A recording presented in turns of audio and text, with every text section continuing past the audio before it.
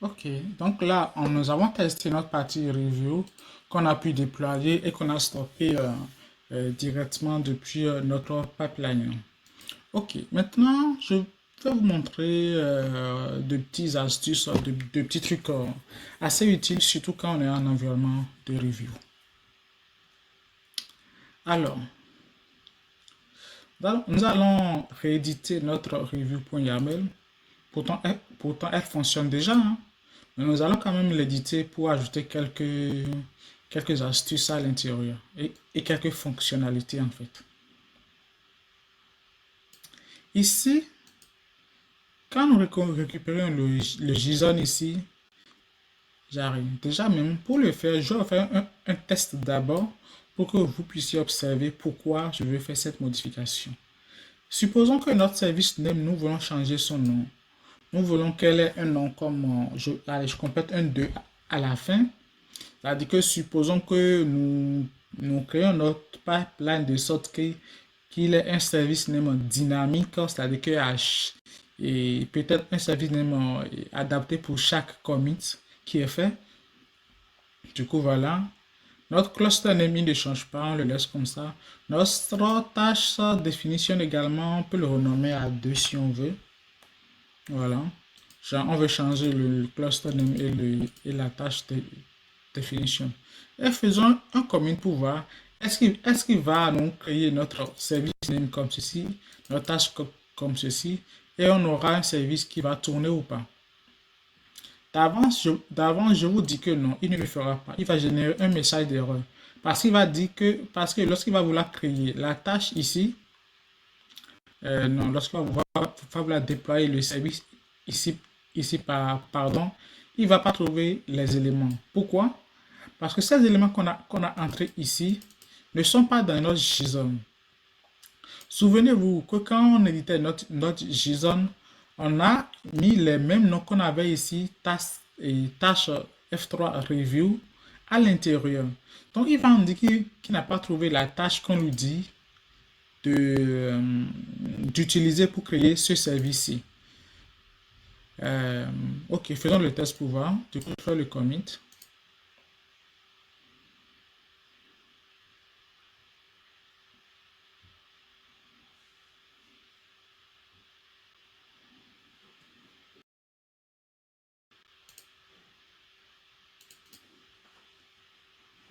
Ok, il tourne, on patiente jusqu'à ce qu'il passe en mode échec.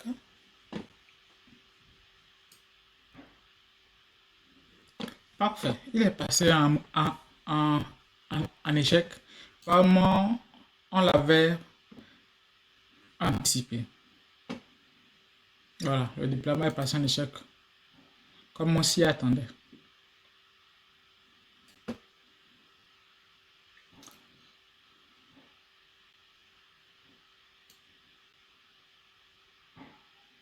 Donc cet échec est dû au fait que lorsqu'on a voulu déployer notre service en fait, il n'a pas retrouvé la tâche, la définition de tâche qui lui était associée.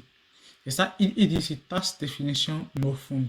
Parce qu'on a voulu faire appel à une task definition qui s'appelle service, pardon, qui s'appelle task et tâche F3 review 2, alors qu'elle n'existe pas. Et elle n'existe pas pourquoi?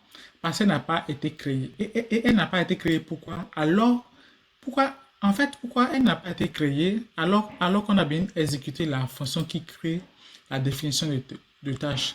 C'est parce qu'on a mis en paramètre un fichier JSON et dans notre fichier JSON, on lui a dit de créer cette tâche-là, tâche F3 review et non pas underscore 2. Pardon, et non pas avec le 2 à la fin. On peut aller lire notre JSON pour voir un peu c'était quoi son contenu. Alors, il est où le JSON?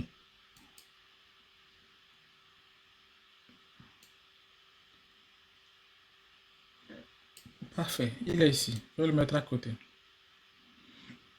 Il est là.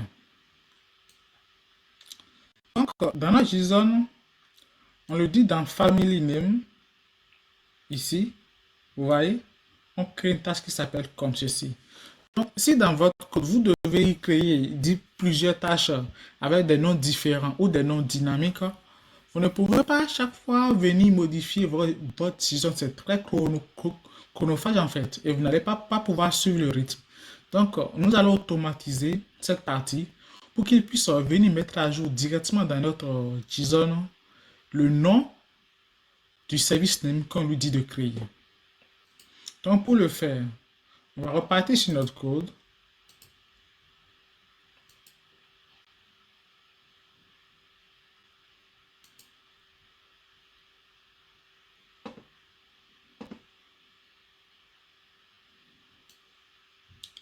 On passe en mode édition.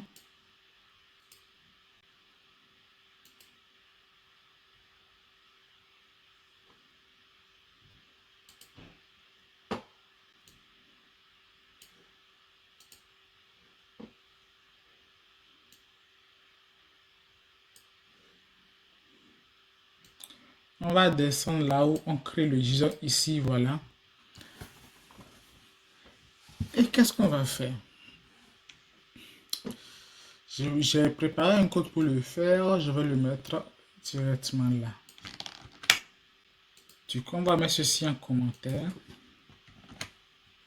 Et désormais, on va exécuter ceci. En gros, qu'est-ce que je fais ici? Je vais charger notre fichier JSON dans une variable d'environnement qui s'appelle update JSON. Et je prends notre variable d'environnement du coup qui contient désormais notre JSON en fait. Je vais à l'intérieur. Je vais à l'intérieur du contenu. J'utilise la fonction JQ. Ah, parlant de ça, il faut installer la commande JQ. Du coup, il faut l'installer. Je peux le faire ici avec l'image AWSL. C'est une image sans tour. Du coup, ça fait human update et human installe JQ.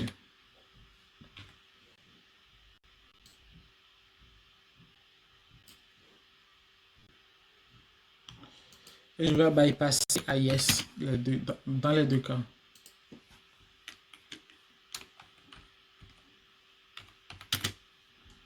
Ok, du coup, avec ça, il va nous installer notre commande JQ.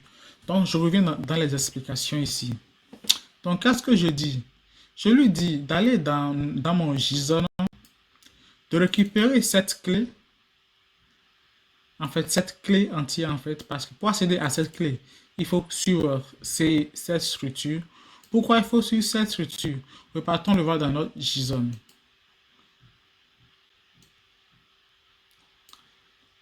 Le premier niveau de clé, voilà ici. Cette clé contient une liste. Voilà. Dans notre liste, qui est ce qui est avant la première virgule. Du coup, cette partie-là, avant la première virgule. Il se fait que ce qui est dans notre liste avant la première virgule, c'est aussi un dictionnaire. Donc, elle a aussi des clés valeurs. Et la clé directement et que nous cherchons, c'est le name, auquel nous allons donner le nom que nous voulons donner à notre application. Du coup, c'est pour ça qu'on fait conteneur, ceci, en griffe 0 pour dire première occurrence de notre liste. Voilà. Et maintenant, la première clé de notre dictionnaire qui est à l'intérieur, qui est name. Donc, conteneur en griffe 0, première occurrence de notre liste, puis la clé name. Et à la clé name, j'affecte la valeur app F3 review. Bon, c'est la même valeur qui était déjà ici. Du coup, ça vous montre comment vous pouvez mettre à jour ce genre d'information dans un JSON à travers un shell directement. Ensuite, qu'est-ce que je dois aussi mettre à jour? Je vais aussi mettre à jour cette information. Ici, EC tâche review, je vais aussi la mettre à jour. Donc, pour la mettre à jour, voyons voir comment y accéder. Déjà, je vois qu'elle est à l'intérieur du conteneur définition. Est-ce qu'elle est dans la première occurrence? Crochet. Crochet.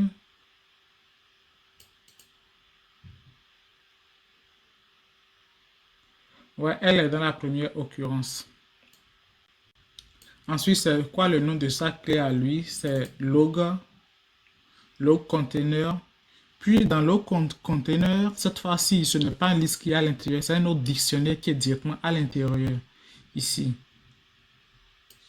Ici. Et dans ça, on a un autre dictionnaire qui s'appelle option. Donc là, on a trois niveaux avant d'accéder à la clé qu'on veut modifier pour attribuer une autre valeur à ceci. Donc on a, on a hello, logo et on met à gauche option. Ensuite, on mettra à gauche logo, conteneur, configuration. Puis à gauche maintenant, ceci avec le 0. Et c'est ce qu'on a fait ici.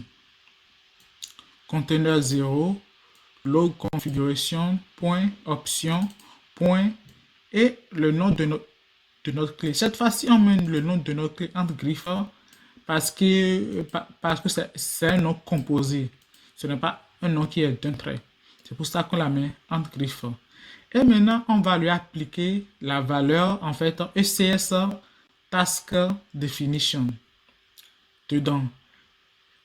En fait, ce qu'on va appliquer à l'intérieur, en fait, c'est ceci. Je vais vous montrer. Je prends ça. Je mets ça là. En vrai, c'est ça qu'on veut mettre à l'intérieur. Maintenant, comme nous sommes dans en train de mettre à jour une valeur avec du GQ, cette variable-là n'est pas reconnue directement à ce niveau-ci. Donc, pour pouvoir l'utiliser, il faut déjà la déclarer en argument ici, du coup, JQ. C'est pour ça qu'il y a un JQ-arg. Et je définis une nouvelle variable que je veux. Moi, je l'ai nommée ici new value, à laquelle j'affecte ma macro variable qui, celle-ci, est dans l'environnement global. Voilà.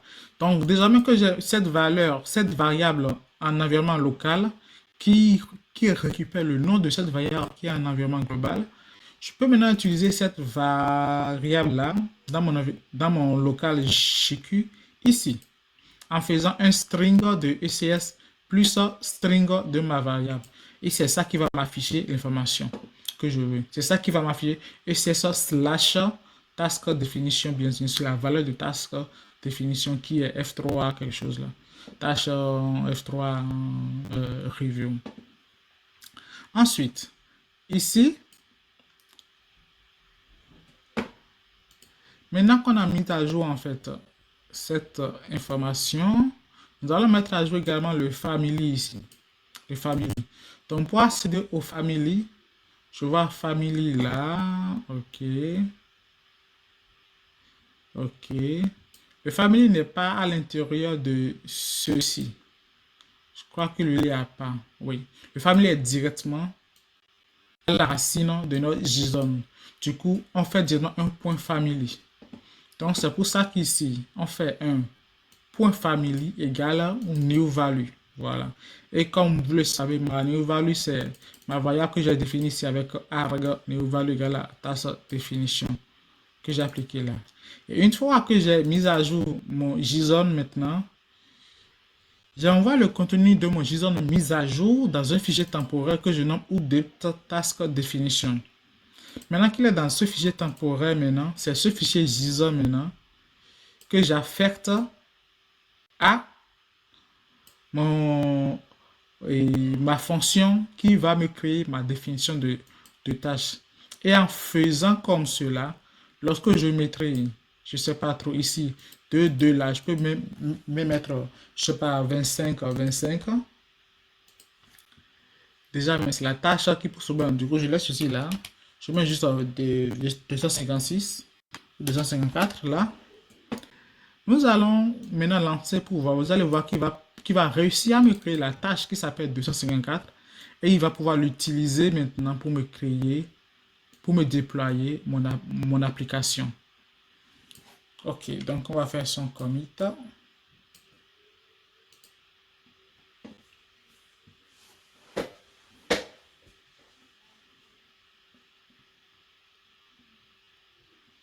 On patiente.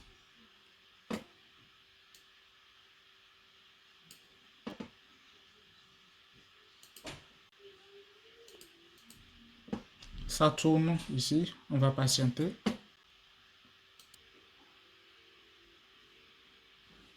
Alors, j'ai un échec. Je vais voir qu'est-ce que j'ai comme message. Qu'est-ce qui s'est passé? On va voir ça.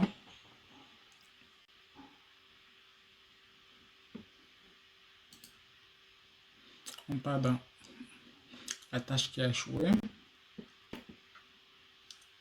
On va scroller le message. Il dit installe, moi j'écris, je ne peux. Ah oui, installe. Ok, oui, c'est deux L, j'ai mis un L, autant pour moi. C'est ma faute. C'est deux L, j'ai mis un L. Du coup, je passe en mode édition. Je passe en mode édition. Du coup, ici, c'est bien. You installe, c'est deux L. Ok. Ouais, autant pour moi. C'était une erreur de frappe. Donc, je refais le commit.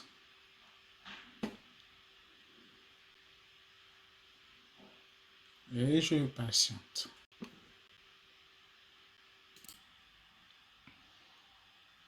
Alors, j'ai une nouvelle erreur qui me dit qu'il ne trouve pas le fichier task review. Je crois savoir d'où ça vient, c'est parce qu'on n'a pas respecté les cases. Dans notre nouveau fichier task review, on a mis T majuscule et R majuscule, je crois bien. Donc on passe en mode édition, on va le mettre à jour. Et voilà en haut là. Du coup ici c'est T majuscule. Et puis task R majuscule.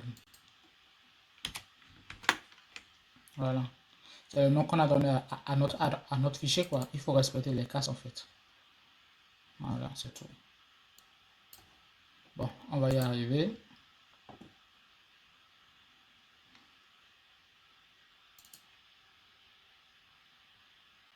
Ok, on est bon. Cette fois-ci, il est bien passé au vert. On peut venir dans notre environnement et lancer les pouvoirs. Si l'épée fonctionne ou pas. Si elle fonctionne, c'est qu'on est bon. Ok, c'est bon, ça fonctionne. Du coup, c'est bon. Il a vraiment bien lancé. Ça, c'est top. On peut aussi aller dans notre cluster. Aller déjà dans notre tâche de fusion pour voir est-ce qu'il a créé la tâche 254. Elle est bien là. Elle a créé la 254. Maintenant, est-ce qu'elle a bien créé le service qu'on a demandé de créer? Elle a forcément fait, sinon l'application n'allait pas tourner. Voilà, elle a bien fait là. Donc voilà, nous avons variabilisé notre création, notre méthode de création des task definition. Du coup, maintenant que ça c'est fait, c'est que c'est bon déjà. Bon, déjà, je vais stopper. Je vais stopper le service en fait.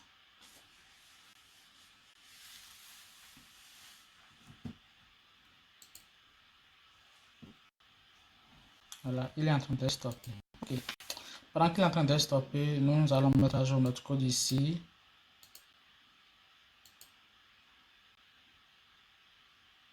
Maintenant qu'on a fini d'éditer notre code, nous allons le réactiver pour qu'il tourne uniquement en mode merge request. En cas de merge request. Voilà, je défile vers le bas. Qu'est-ce qu'il faut faire encore? Là où j'ai défini le nom de 254 ici, je l'enlève et qu'il soit un peu plus correct. Je crois que le reste est bon. Non, ici. Ici, il faut que j'active aussi le merge request dans la partie stop review également. Et je crois que là, on est bon. Là, on est bon. Donc